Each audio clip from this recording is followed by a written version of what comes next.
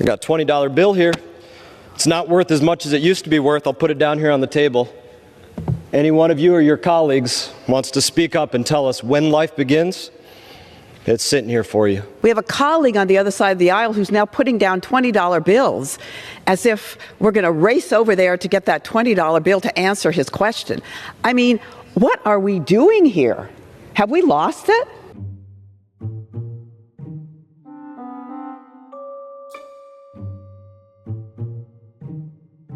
They were taught through their directorship at Planned Parenthood that the younger you can get a girl started on birth control, the better the odds are that she'll forget to take the pill, she'll get pregnant, and then she'll have an abortion.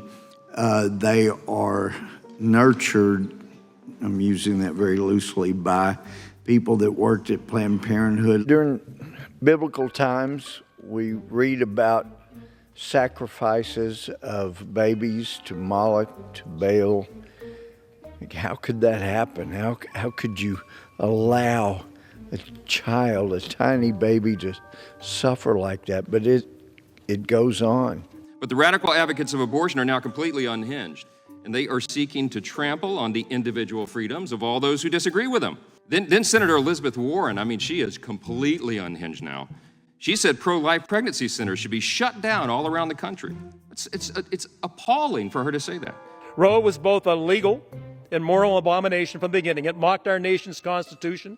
For those of us in elected office who sincerely believe that human life is a sacred gift from God in need of society's protection, our position is no longer theoretical. We now have a pressing responsibility to examine how public policy can best be crafted to adequately accomplish our stated goal.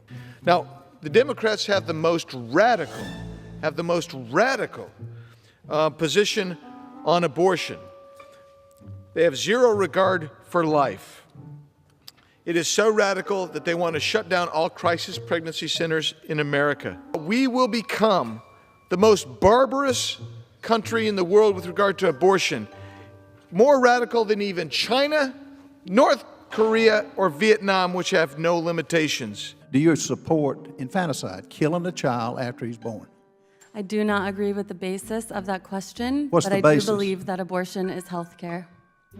Okay, so I'll take that as a yes, you do agree with infanticide. What I think is, based on your question, you have a very low opinion of pregnant people.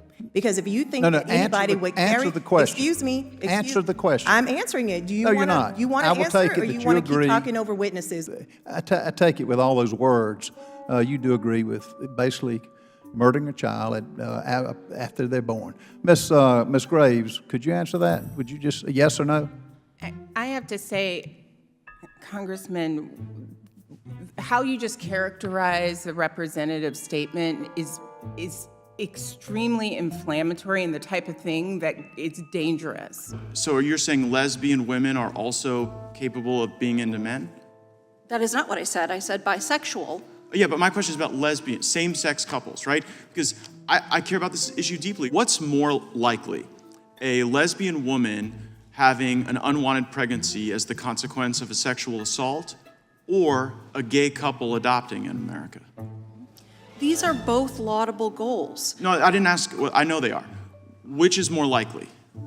I think that's impossible to know. Is there any data you're able to reference that it would be more likely for a lesbian woman to have an unwanted pregnancy as a consequence of rape than the formation of a family through a same-sex couple adopting? It may not be more likely, but it's an important interest. What I would be concerned about is forcing women to carry a pregnancy simply to satisfy another couple's desire to have a child.